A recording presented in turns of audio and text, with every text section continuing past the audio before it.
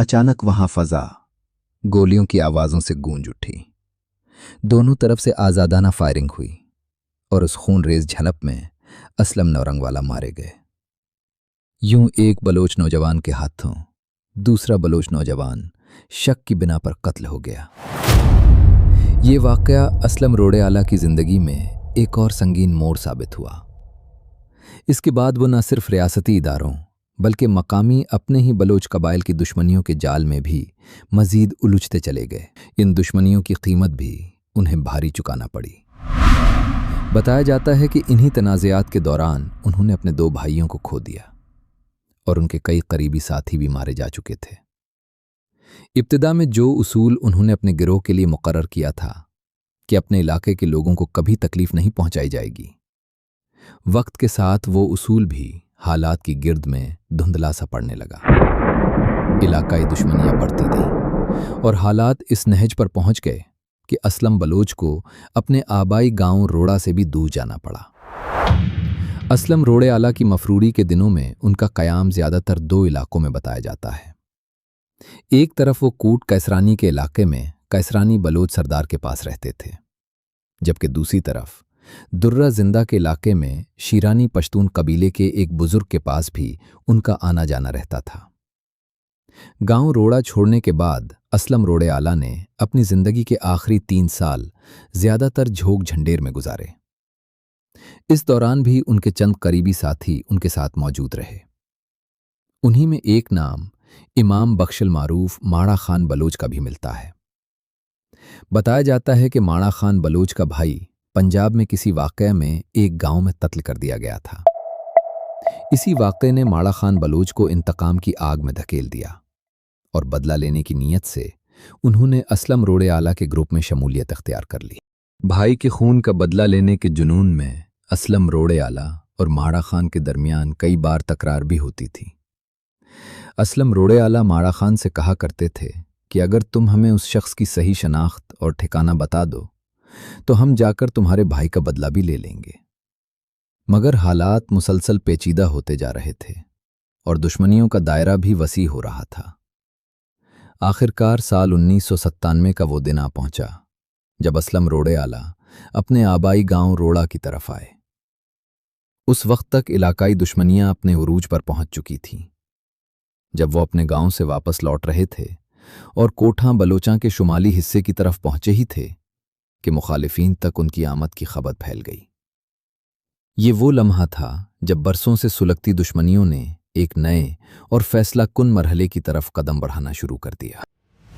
उस वक्त असलम रोड़े आला के साथ उनके करीबी साथी इमाम बख्श अलमारूफ माड़ा खान बलोच भी मौजूद थे। जब कोठां बलोचां से इलाका मकीनों ने अचानक फायरिंग शुरू की। फायरिंग के दौरान दोनों लड़ते हुए एक ऐसी जगह की तरफ हट गए जहां के बारे में कहा जाता था कि वहां मुखालिफिन की गोलियां आसानी से नहीं पहुंच सकती थीं।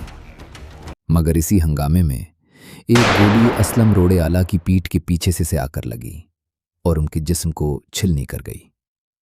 इस वाक़े के बारे में आज तक मुख्तलिफ बातें मशहूर हैं। कुछ लोगों का ख्याल है कि ये गोली उनके अपने साथी माड़ा खान ने पुरानी नाराज़गी की बिना पर चलाई थी, जबकि कुछ का कहना है कि गोली पहले ही मुखालिफिन की तरफ से लग चुकी थी और हंगामे में हकीकत वाज़े न हो सकी। जबकि कुछ का कहना है कि माड़ा खान बलोच के हाथों उस वक्त की एक बड़ी सियासी शख्सियत ने प्रेशर देकर यह काम कराया, जबकि कुछ के मुताबिक गोली गलती से माड़ा खान से चल पड़ी।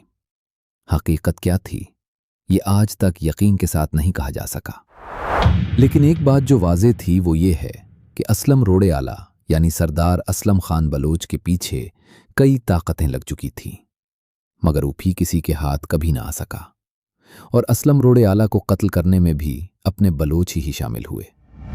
यानी अगर 90 की दहाई का जायजा लें तो उस वक्त इलाकाई ताकत पर बलोच कबाइल का मुकम्मल कंट्रोल था और इस खित्ते में कोई भी बाहर से आकर कभी कार्रवाई नहीं डाल सकता था।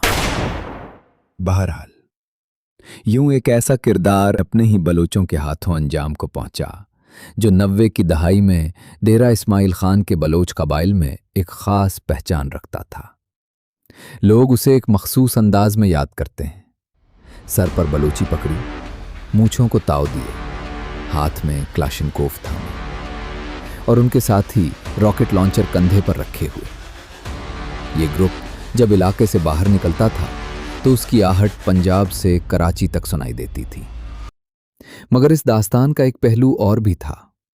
जहां असलम रोड़े आला की मफरूरी को बाज लोग मजबूरियों का नतीजा करार देते हैं, वहीं ये भी कहा जाता है कि बाद में कुछ नौजवान सिर्फ शौक या जोश में उसके साथ शामिल होने लगे थे, और ये एक ऐसी रिवायत बनने लगी जो खतरनाक सिमत इख्तियार कर सकती थी। असलम रोड़े आला ने दुश्मनियों के इस सफर में अपने 2 भाइयों और कई करीबी साथियों को खो दिया था, और बिलाखिर वो खुद भी इसी रास्ते पर चलते हुए इस दुनिया से रुखसत हो गए। मगर अजीब बात यह है कि वक्त गुजरने के बावजूद कुछ नाम तारीख और रिवायतों में जिंदा रह जाते हैं। आज तकरीबन 28 साल गुजर जाने के बाद भी डेरा इस्माइल खान के लोगों की जबान पर असलम रोड़े आला का नाम कभी कभार सुनाई दे जाता है। यहां तक कि आज भी अगर किसी बात पर 2 लोग आपस में लड़ पड़ें तो मुहाविरन कोई न कोई कह देता है, तुम मेरे लिए असलम रोड़े वाला ना बन। आखिर में इस दास्तान से एक बात जरूर समझ आती है कि तारीख के बाज किरदार सादा नहीं होते। वो न मुकम्मल हीरो होते हैं और ना ही मुकम्मल विलन। इनकी जिंदगी हालात, दुश्मनियों, रिवायात और फैसलों के ऐसे पेचीदा धागों से बनी होती है जिन्हें एक लफ्ज में बयान करना मुमकिन नहीं होता। असलम रोड़े आला भी डेरा इस्माइल खान के बलोच कबाइल में ऐसा ही एक किरदार था।